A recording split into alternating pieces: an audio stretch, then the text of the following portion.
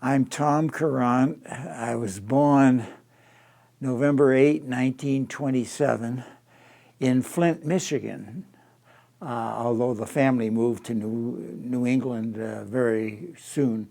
So I really grew up in Massachusetts, Saugus. So you got your education, your basic... Saugus, Massachusetts, and then some MIT and etc., West Point. I was a troublemaker, I guess, growing up in the younger years. I got to the 5th grade, Miss Casey would bring checkers in, so that if you finished your work early, you could play checkers. I guess that calmed me down, but she planted the seed. She told me one day that I should try to think about going to West Point. I was 10 years old. Did you ever figure out who put that in their mind? I don't know what they put in their mind. Maybe I was antsy. I got in on the 4th try. On the 4th try. I couldn't get an appointment. The appointment method then was much more restricted than it is now. And you really had to know a congressman. And I had spent some time when I was in high school pounding on the desk of my local congressman in the Boston office. But it didn't work. So when I graduated from high school, of course the college courses were accelerated in World War II. So in May of '45, I got out of high school one day, and the next day I was in MIT. And I got a freshman year in between May and March of '45. The grace of my local draft board. The head of the draft board was a father of a high school classmate. So after I was in West Point, MIT for a while, he called me and he said, when are you going to be 18? And I said, November. And he says, when will you have a year in at MIT? And I said, March. And he said, well, we'll draft you then. So then I had 18 months enlisted service, part of which was out here at Lowry. I went to clerk typist school, and then I stayed there, and I became the personnel shipping clerk. In other words, Friday I worked late and matched the requisitions. There'd be a personnel requisition for people, and the people coming out of class, and I matched them and cut the orders. And I did that for a while till I saw the Army regulation that said I could go to West Point Prep up at Stewart Field, which is right outside West Point. February of '47, I got to prep school.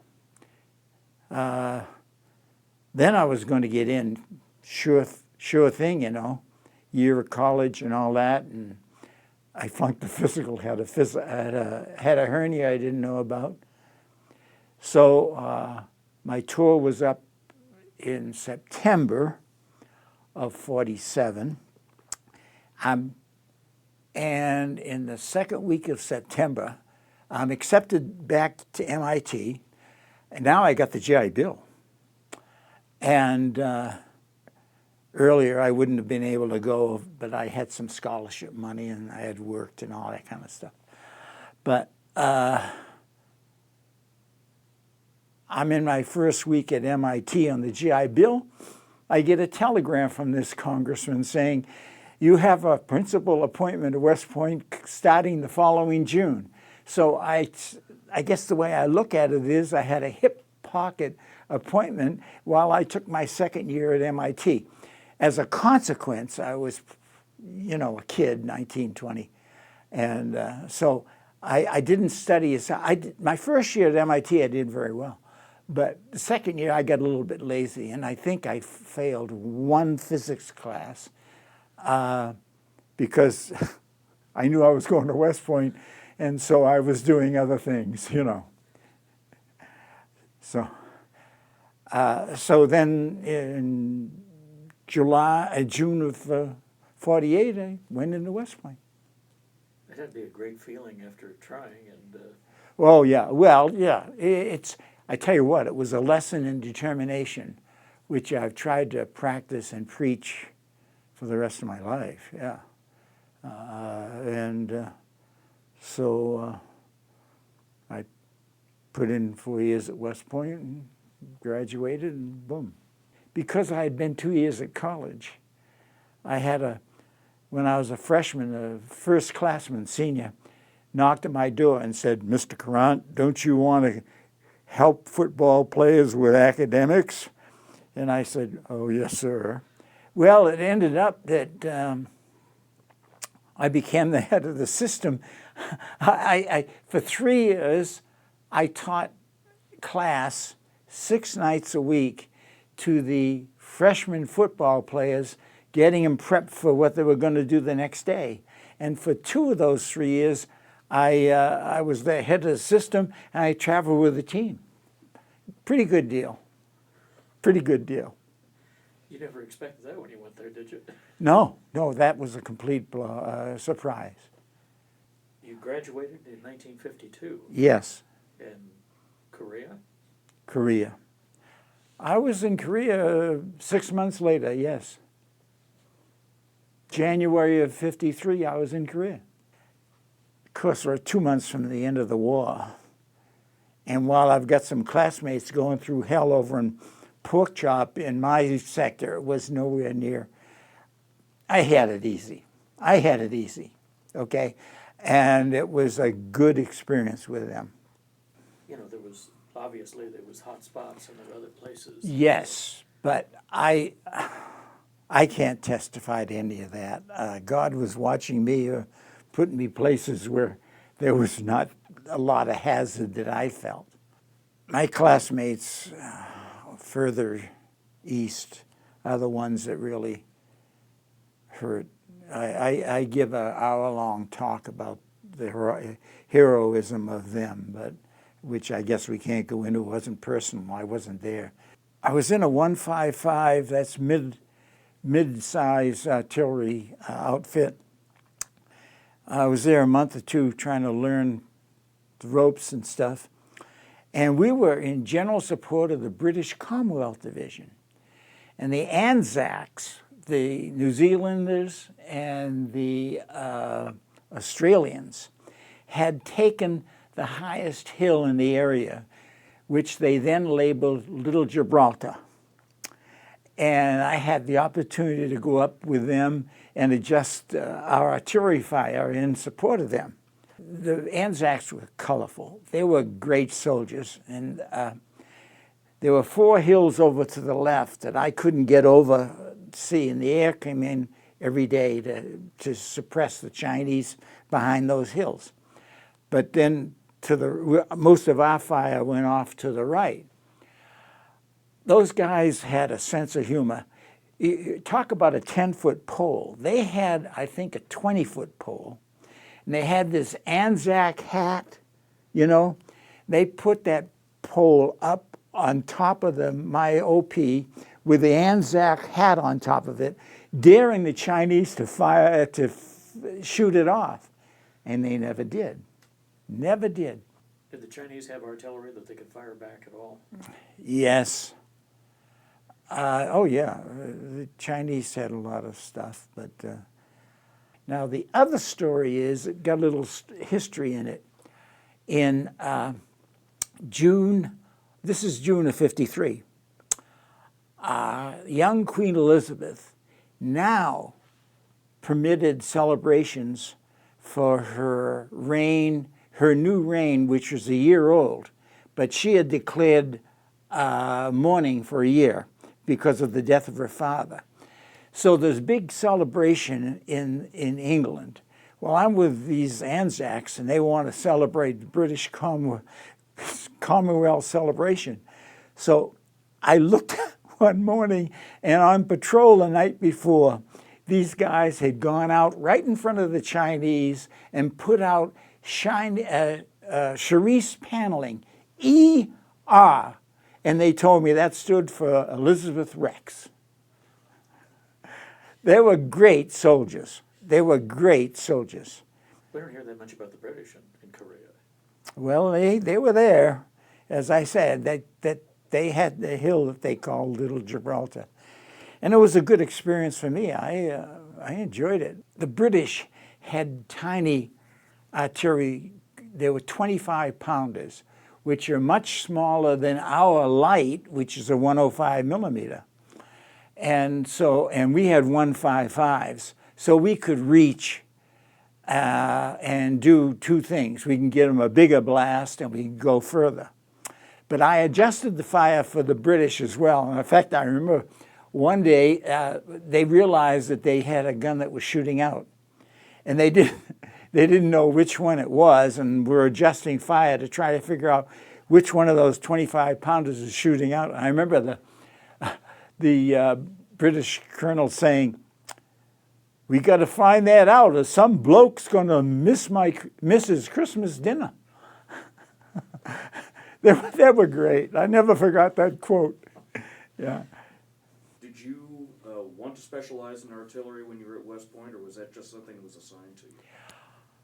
I tell you what, I selected it, and I selected it because the officer who was in charge of the scoring of the games, see, during game time, I was scoring the games. There was an officer in charge. He was an artilleryman. He talked me into picking artillery. What kind of things did you have to communicate with the units? How would you determine how to direct the fire support? Radio. Okay, and just kind of describe that process and what it would take to get the battery firing towards a target.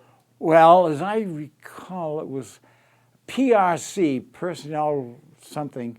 I call on the radio and give them the coordinates, and I adjust the fire after that. Yeah, it was pretty elementary after having been to the artillery school for the few months before I went to Korea.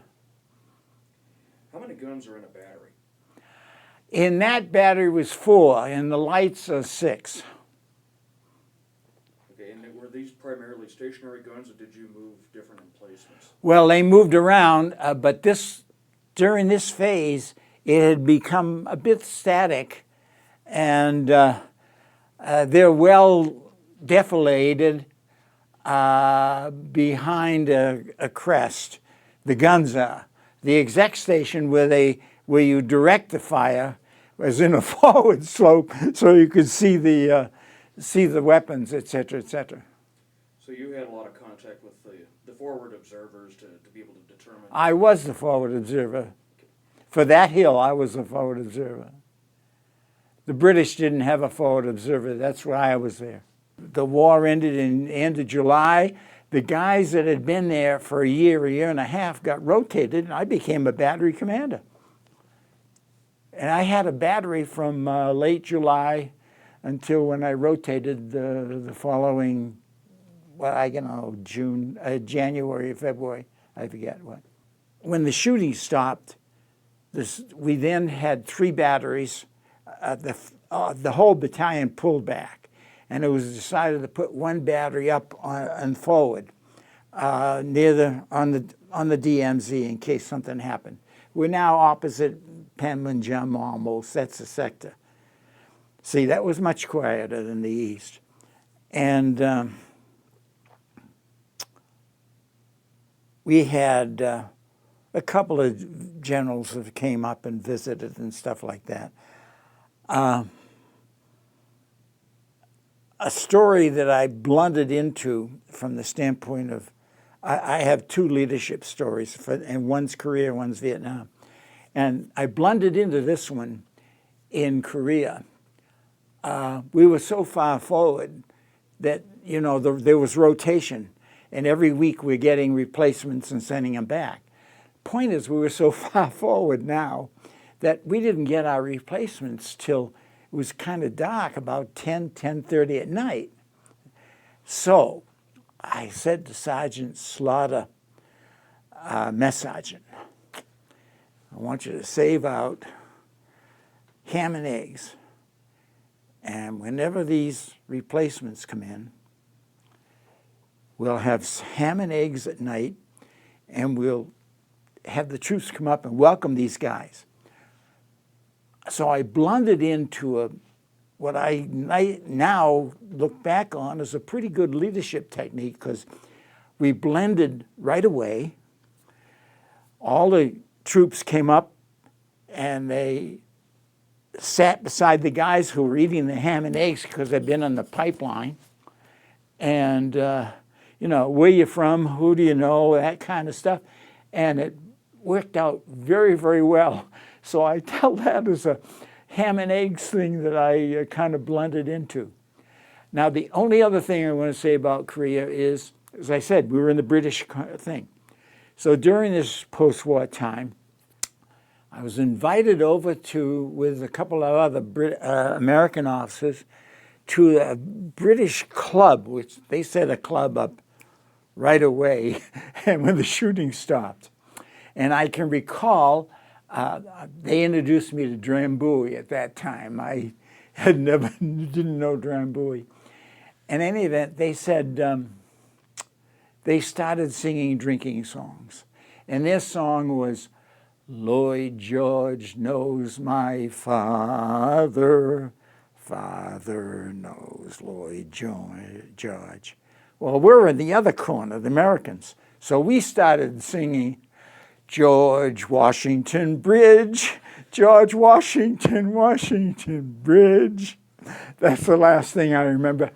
And that closes out, I think, my Korean experience. But I tell you, it was good for me. I had 6 or 7 months as a battery commander, which I wouldn't have got if I wasn't over there, because I was kind of considered junior. I came back to the States, joined a artillery unit in Fort Devens.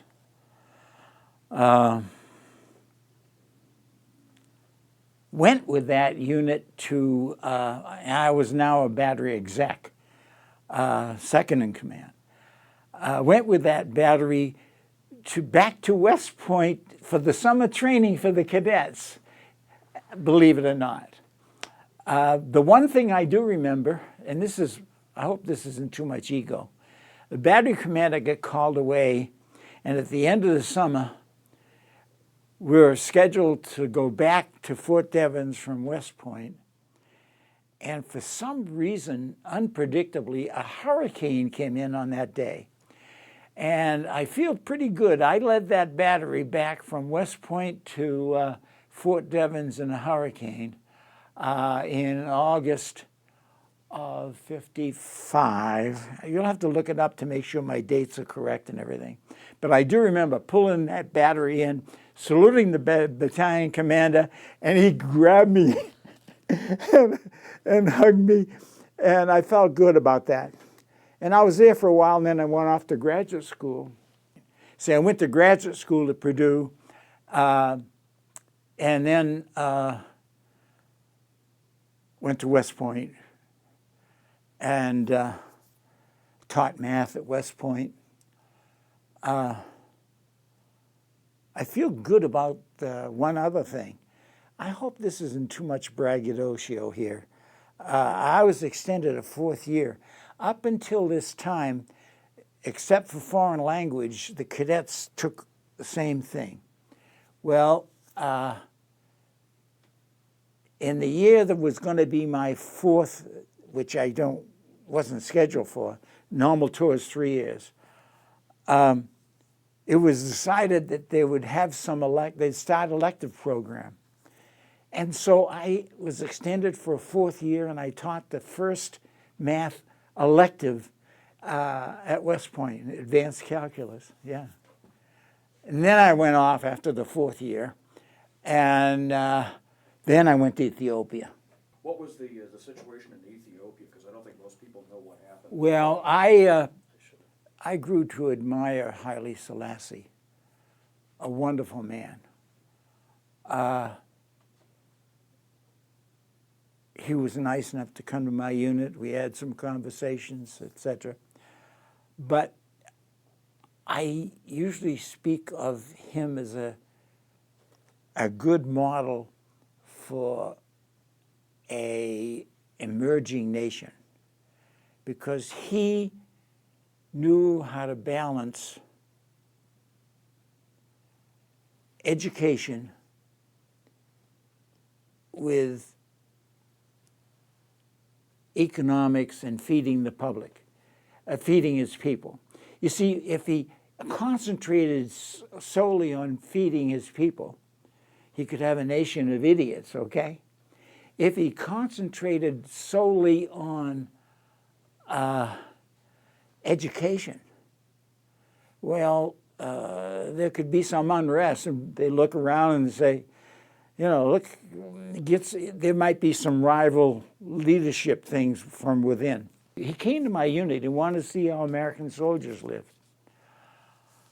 So I took him to the barracks, and he wanted to see exactly where the soldiers lived.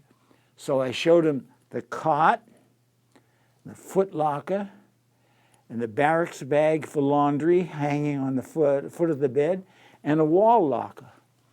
And I'll never forget, he said to me, I imagine no matter how much you give them, they always want more.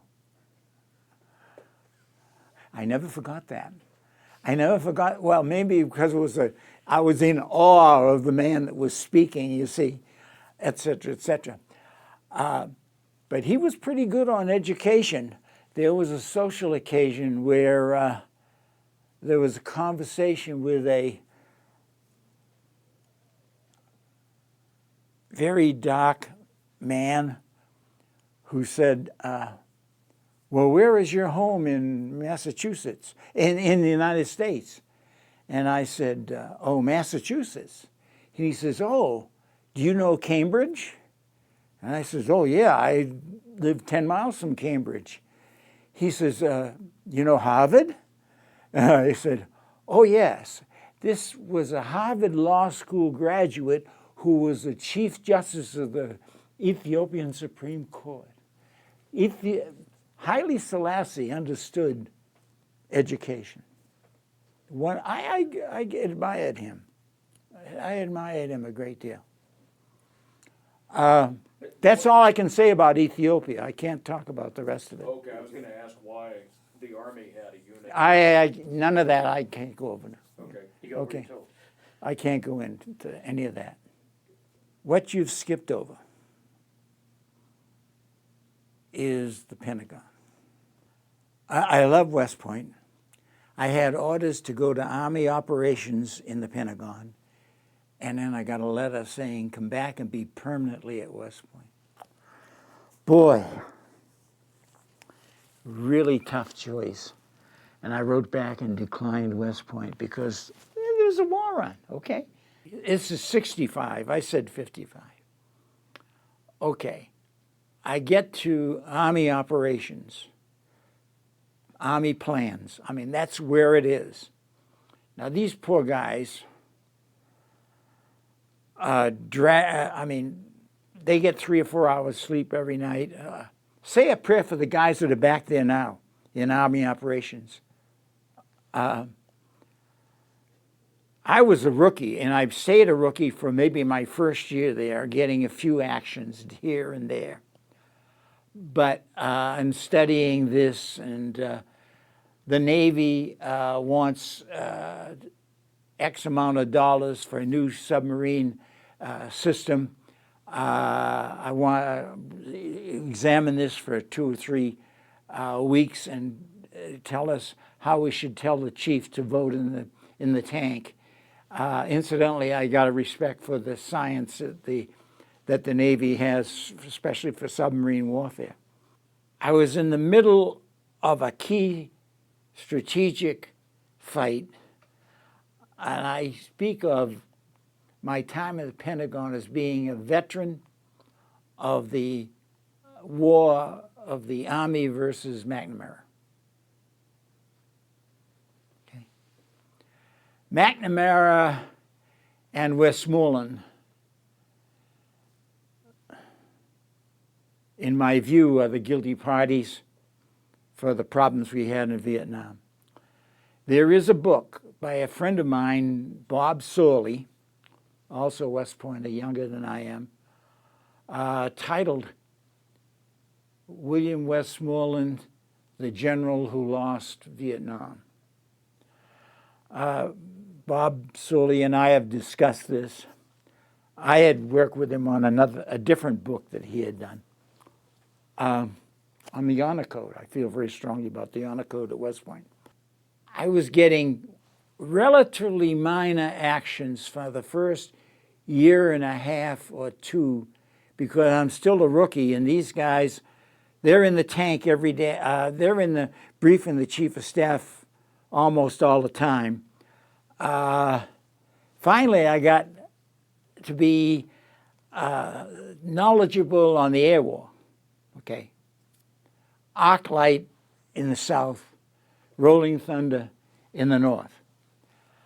Now I want to say something about a saint. Harold K. Johnson, same last name as the president, no relation, of course.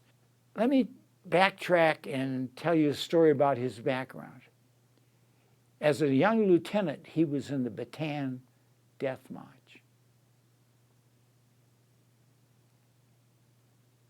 His fellow prisoners elected him to be the recipient of the meager rations the Japanese gave them, and then in turn decide who gets how much. Now, if that's not a position of honor and responsibility, he's a wonderful, wonderful man who was a saint during the Vietnam War, who never got the credit he deserved because McNamara and Westmoreland would not listen to him. Wheeler was the chief of the JCS, and he was a non-entity. Harold K. Johnson was a sainted chief of staff of the Army during Vietnam, fighting the strategy all the time, okay? Fighting the strategy all the time. I got a chance. I did get assigned to brief General Johnson on the air war. Now, there is a typical image of the young major briefing the four-star general, standing erect in front of the board with his hand up and all that stuff. Harold K. Johnson sat across the table. I had a set of charts, and he asked expert, polite, considerate questions, and we had a question and answer session that way. That's how you briefed Harold K. Johnson. I have an example of how misinformed and non-knowledgeable McNamara was. I'm now approaching my third year in Army operations. I've got some experience, so I got a great action. In June of 1967, the Six-Day War, where have I got the right date? Yeah. June 1967, Six-Day War, in which the Israelis cleaned up the Arabs. McNamara was stunned. McNamara couldn't believe how that happened. He thought that the Arabs would clean up the Israelis. I got a beautiful action. Take 2 weeks, write a study telling him the error of his ways. It was classified, as you might imagine, but I kept the memo slips that were attached to the action because it went up and down and up again. Because as it went up to the chief, people would say, the comments were generally highly interesting, but we can't send this. So it got to Harold K. Johnson, and he wrote on it, "How about tab C?" Now, I don't remember. Look, I'm 88 years old. I don't remember what I had in tab C. But anyway, the thing tripled down. How about tab C? In any event, somehow we got tab C up to these whiz kids in OSD. And it actually got into the DPM, the draft presidential memo. See, annually, the JSOP, Joint Strategic Operations Plan, is written from the JCS to the Secretary of Defense, with all the resources, strategy, the whole thing. In turn, Secretary of Defense, and of course this is, I don't know what they're doing today. This is then. The DPM is Draft Presidential Memorandum. It's just labeled draft because in case press gets a hold of it. But that's the annual report from the Secretary of Defense to the President. I got tab C in that thing. Anyway, and I got some writing that proves it. In any event, when I left that shop, it was then decided that we weren't communicating in McNamara's terms that he wanted. I had a math degree, okay. So they opened up a special shop, communicate with OSD in the terms that they understand, okay, the terms they want to deal, which is numbers and all that kind of stuff. So I got transferred to that shop. In any event, I went from Army operations to this special shop that was just opened up to communicate with McNamara. They labeled it the Assistant Vice Chief of Staff Office, et cetera, et cetera. Very discouraging experience. I was astonished at the simplicity in which they wanted terms. Weekly, I had to send a chart, which on the top part was a bar graph saying how many enemy we killed in Vietnam. And on the bottom below it was how many Americans or how many allies were killed, okay? And body count. I mean, oversimplification, all right. Now, these guys that were working for McNamara, they're economists, all right? And that was their terms.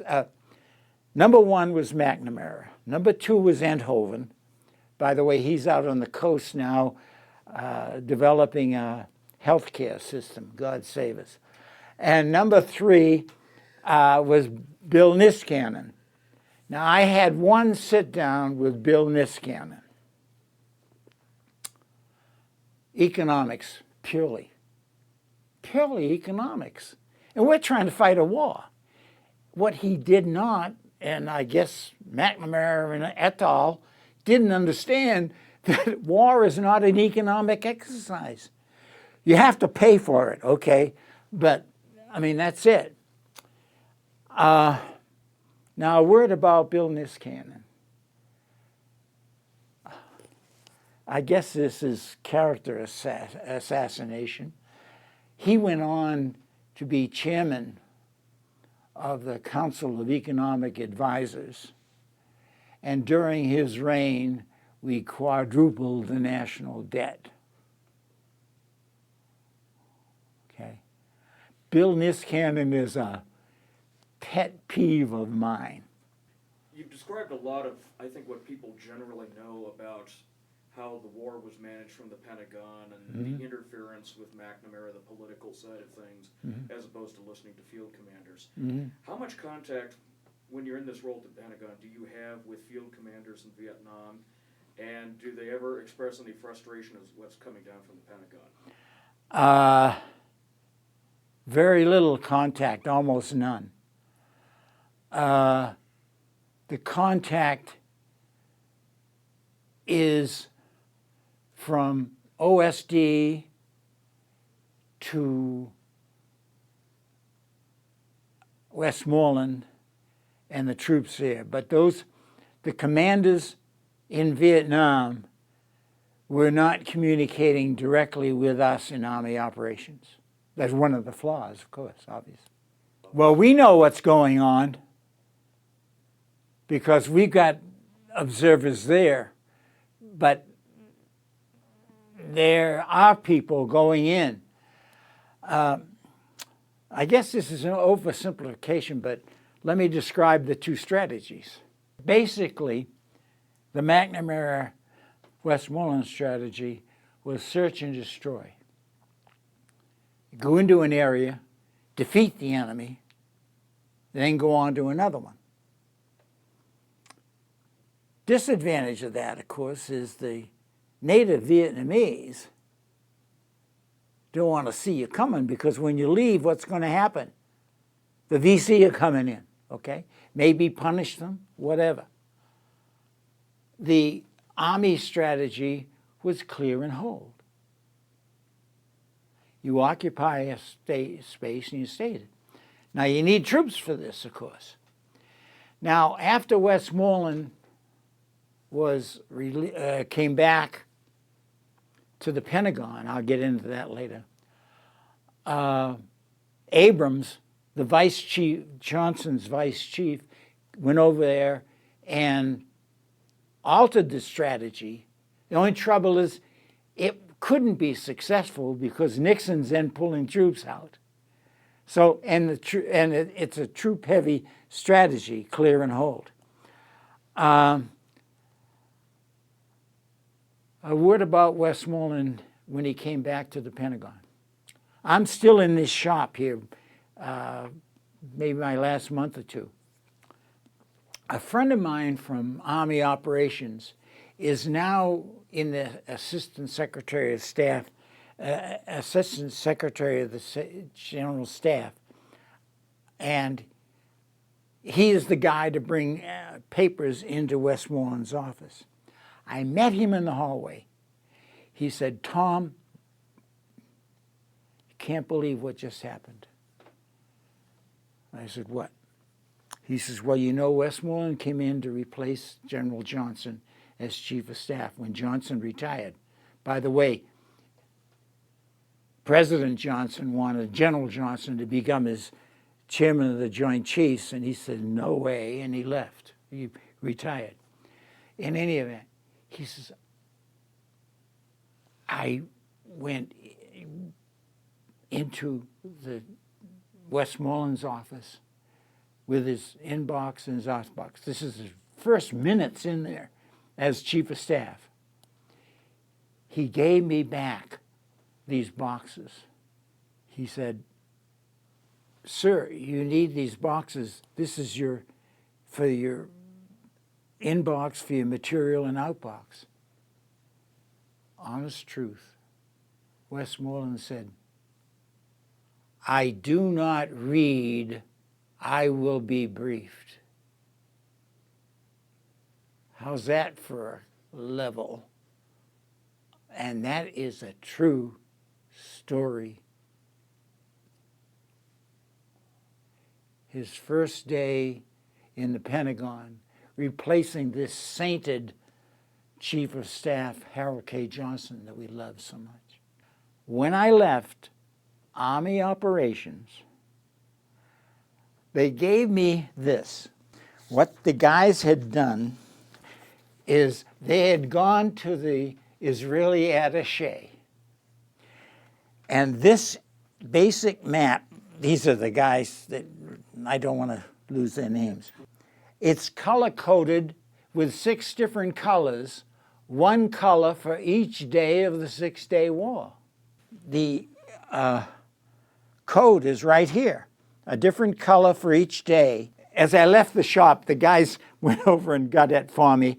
And there's a thing in the lower right, which is in Yiddish, I guess. I understand, and it's on the back maybe. It's signed by the Israeli attaché. all this is in humor, and they say, it says, I believe, to Lieutenant Colonel Courant, without whose study we would not have known why we won. And then there's the other thing, which is apparently a note from McNamara, which I understand is not legitimate. What they did is they typed it up and they forged his signature because they knew he would never sign that, okay? So the certificate from the Israelis is legit. The note from McNamara apparently is not legit. They typed it up, etc., etc. But when I left that special shop, across the top of this complicated thing that they gave me is in Latin or Pig Latin, I'm not sure what. It's OSD ad flumen duce botes sed non potes coce ed u cogiten. You can lead OSD to water, but you can't make them think. Now, the picture shows the professor with his spyglass looking into the haystack, which is titled Cost Effectiveness. He's looking for the needle, but of course the needle is jabbing him in the behind, and it's titled Penetrating Unfamiliarity, because those are the words we used to say about the questions that this Secretary of Defense would keep asking us. We would say, he would ask questions with such penetrating unfamiliarity. And there are some other things like budget, capability indicators, and stuff like that. They wanted, everything had to be numbers, okay? And it was an economic thing. So I was only there about a year because it was toward my end of my tour. This is a cartoon. It shows the punji sticks, and it says Vietnam Artillery Command, and they've got me, it's captioned, will he make it? And they tied an artillery piece around my ankle, and around my leg, they attached the chain on the Pentagon, and I'm dragging the Pentagon as I go to Vietnam because they knew I had a heck of a time trying to get out of there. I keep it because it reminds me of things. It's tough to get out of the Pentagon. At least we were locked, I was locked in, and I'm already over the normal 3-year tour. So I had to put in a letter. And finally, I think it was November of '68, 5 months over my tour, I got shipped, I got orders for Vietnam. I'm now a battalion commander, lieutenant colonel.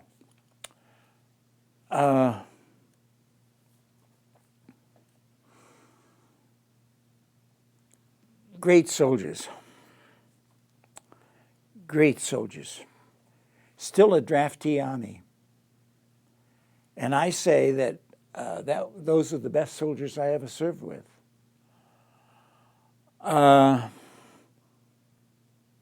Early on, I only have 2 examples of leadership, and I blended into both of them.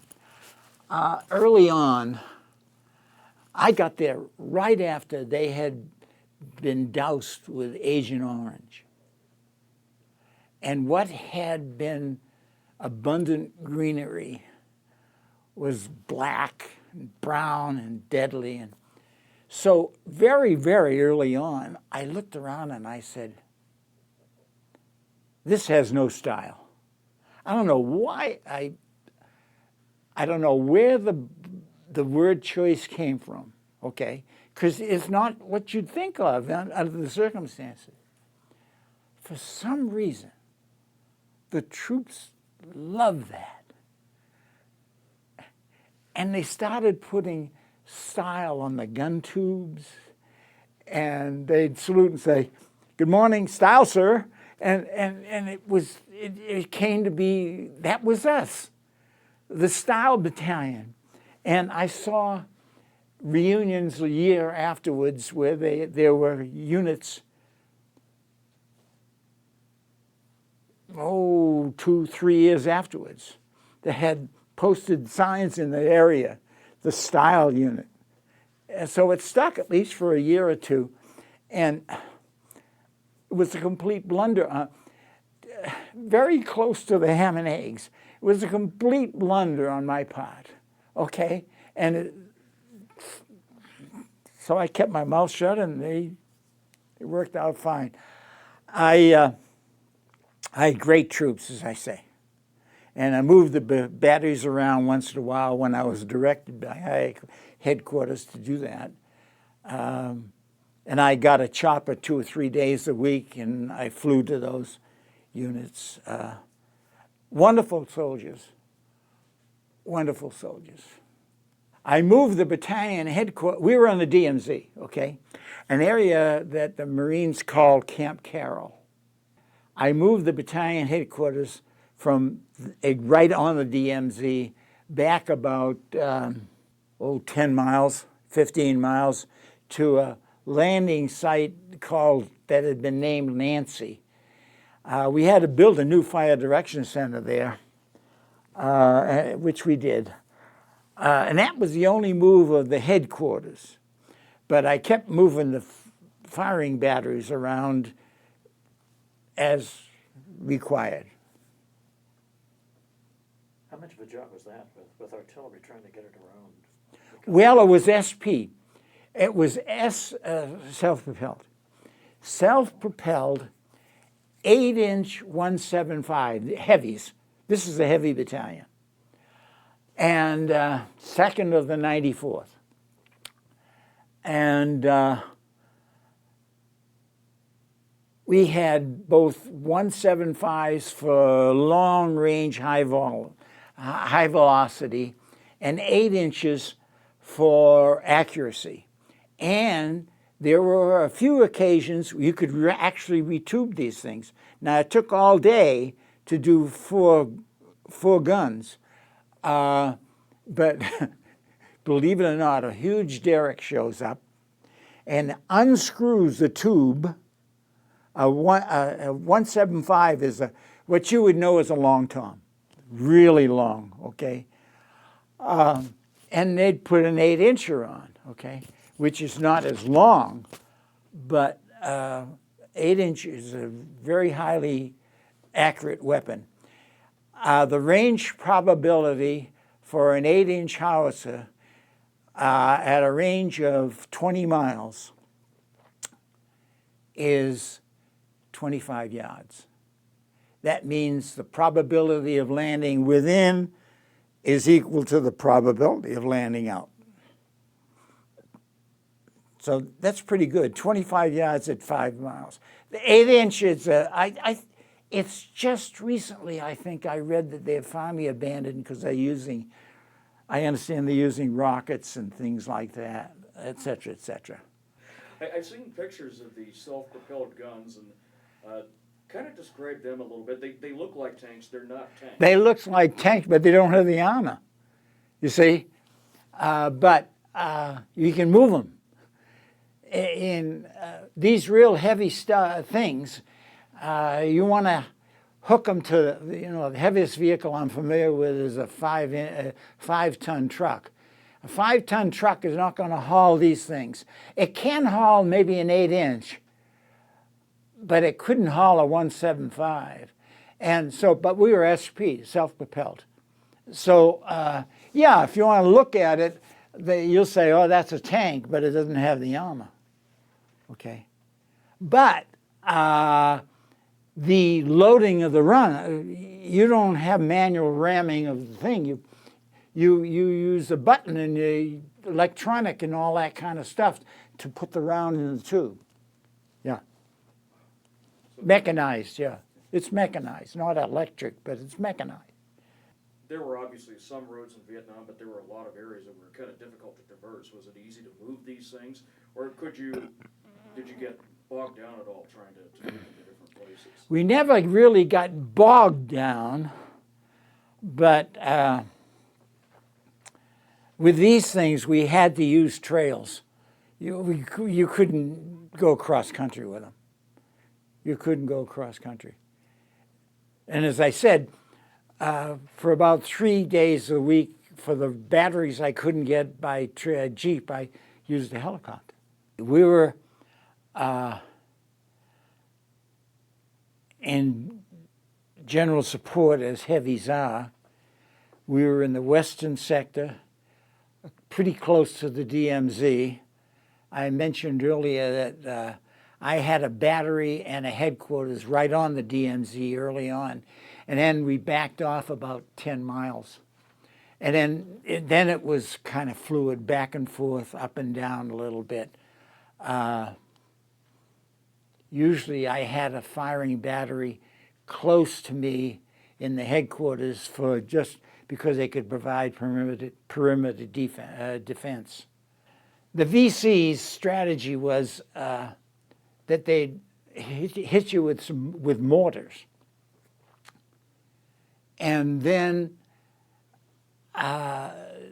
these light pajama-clad guys would hit the perimeter to follow in. Well, the defense on that was pretty simple, really, and it worked pretty well for us. When mortars come in, what you do is you run to the perimeter, and it worked very, very well. What was really happening was they were using, or we're trying to prevent them from using the Ho Chi Minh Trail, and that's where we're firing in there a lot, especially at night, because that's when they're coming down there. The Ho Chi Minh Trail, I know, kind of ran along the western side of Vietnam. Yes. But then it would come in towards the coast and towards the areas where they were targeted. Well, that's further south of me, and I can't talk about it because I don't know. Because we were up there in the north. My headquarters was 5, 6, 7 miles south of the DMZ now. And the batteries are from 1 to 10 miles back in various locations, and we're moving them around. Okay, but that's all up in north. Was there frustration being so close to the DMZ and not being able to go north of there and be able to target anything north of there? Well, I said we had 2 caliber, the 8-inch and the 175.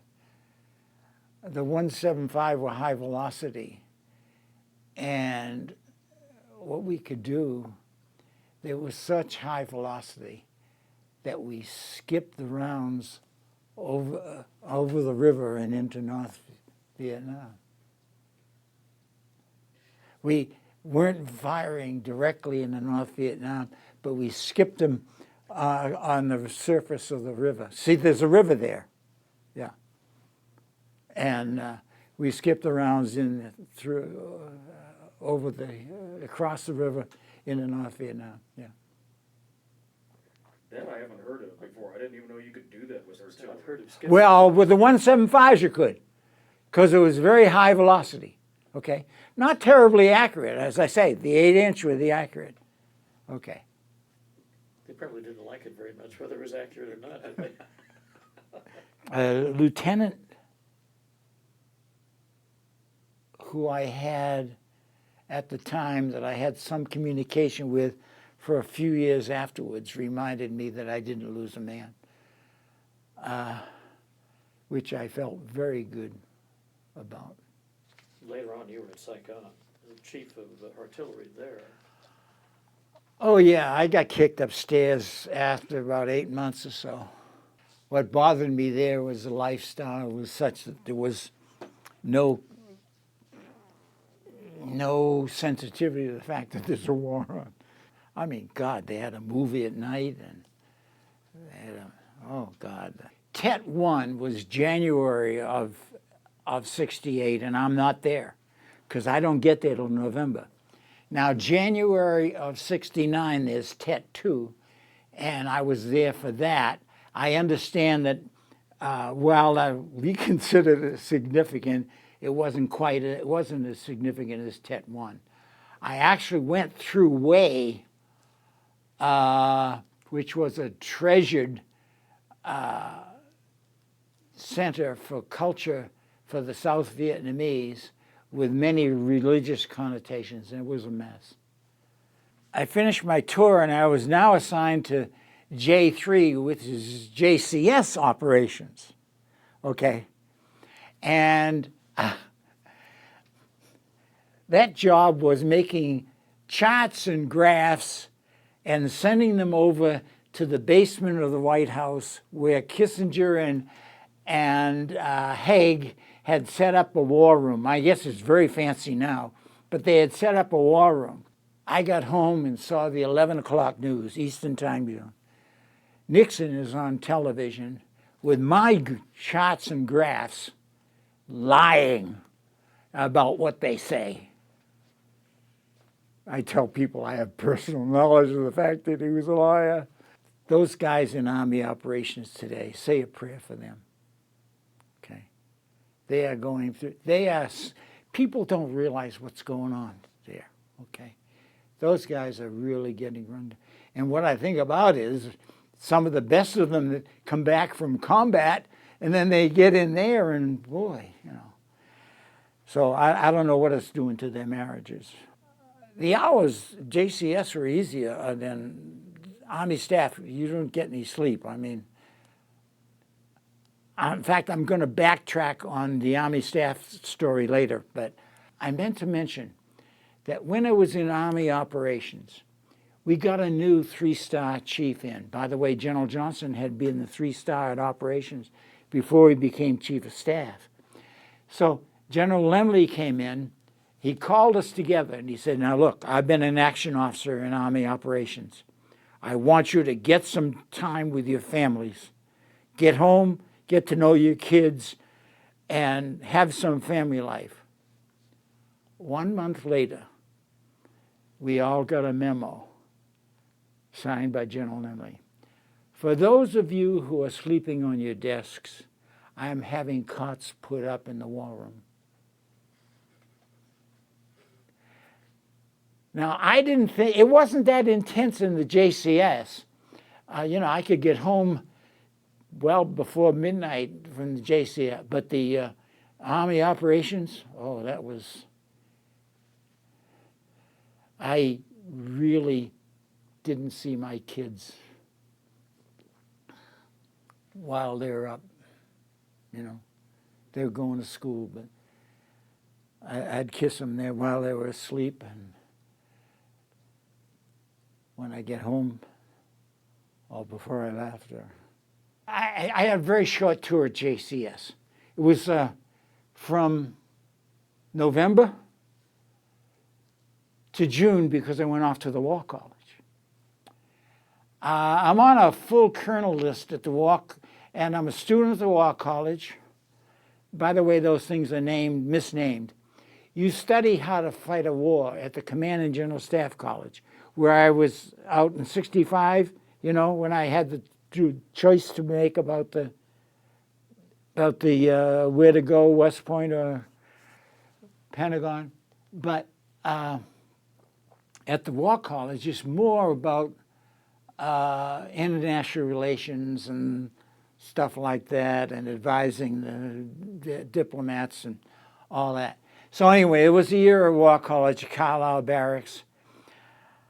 I'm on the list for colonel now, but way down the bottom of the list. So I'm not going to get colonel for maybe 18 months.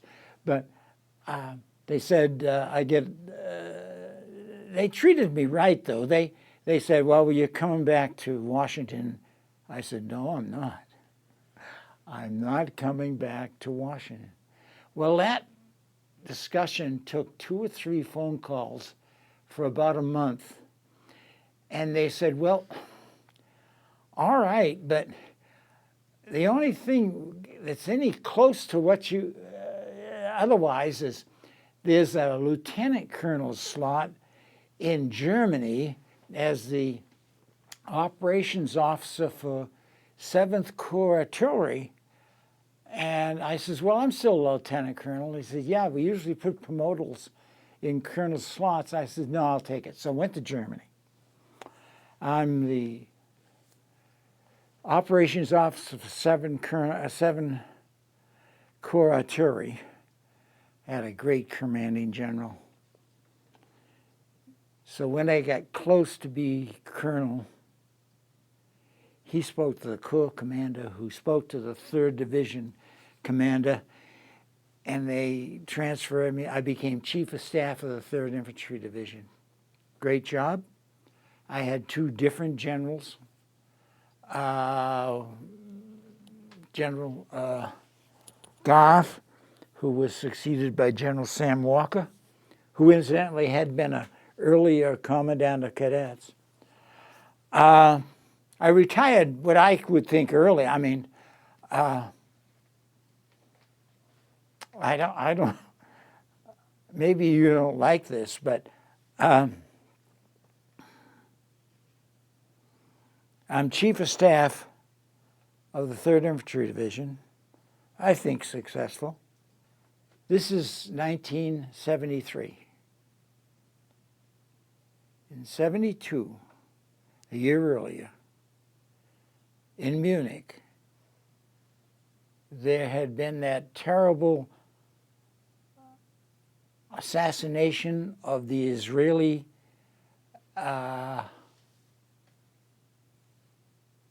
This was Olympics. the Olympics, right? Yeah, it was the Olympics. Co-located down there was the extension of University of Maryland for Army dependents, college students. I heard things about what was going on with those teenagers. My oldest daughter,